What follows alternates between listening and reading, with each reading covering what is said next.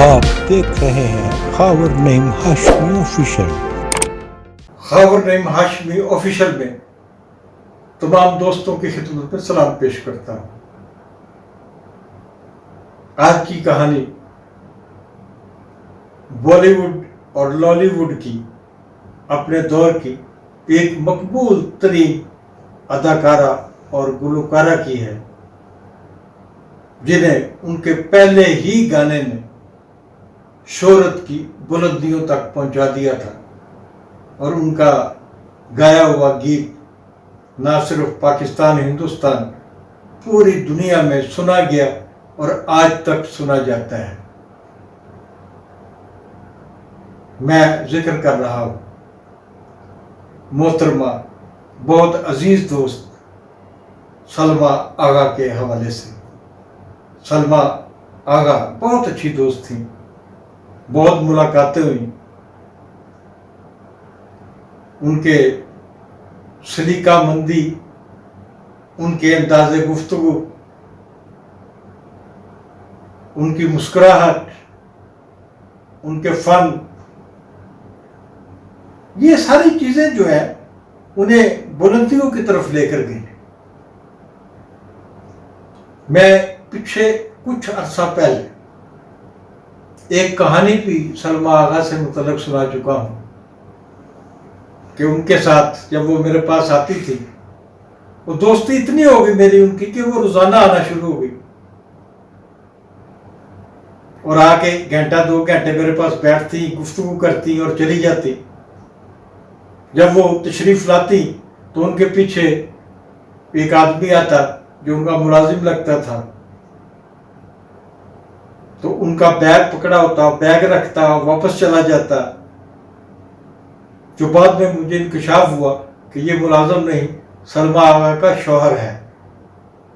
और मैं आज तक नहीं समझ सका कि पाकिस्तान में सलमा आगा ने इतनी अमीर कबीर होने के बावजूद, इतनी शोहरत याफ्ता होने के बावजूद उस शख्स से क्यों और कैसे शादी की थी।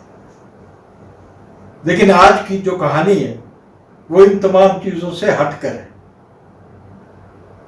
वो ये है कि जब सलमा आगा मेरे पास आती, मेरे ऑफिस में मुलाकात के लिए, जितनी देर वो बैठती तो मैं दुआ करता रहता कि या अल्लाह मेरे कमरे में कोई और ना आ जाए।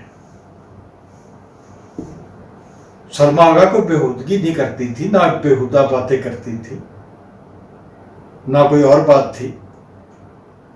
बस उनके कुर्सी पर बैठने का जो अंदाज था और कुर्सी पर बैठने के बाद वो जो एक वारदात डालती थी वो मुझे शर्मिंदा कर देती थी। ये उनकी आदत थी कि वो जानबूझ के नहीं करती थी। वो कुर्सी पे बैठती थी, कुर्सी मेरी टेबल से बिल्कुल मुल्हिक होती थी और बैठते ही वो अपने जिस्म का अगला हिस्सा, तमाम का तमाम हिस्सा, उसका वजन जो है वो मेरी टेबल पे डाल देती थी। और उसके बाद मेरा क्या असर होता था ये मैं बयान नहीं कर सकता। ये कहानी भी मैं मुख्तसर रखना चाहता हूं, तो इजाजत दीजिए। अगले प्रोग्राम तक जाते जाते फिर अर्ज करूंगा, खावर नईम हाशमी ऑफिशियल को सब्सक्राइब करना मत भूलिएगा, ताकि मैं आपको नित्य नई रोजाना कोई ना कोई कहानी सुनाता रहूं। खुदा हाफिज।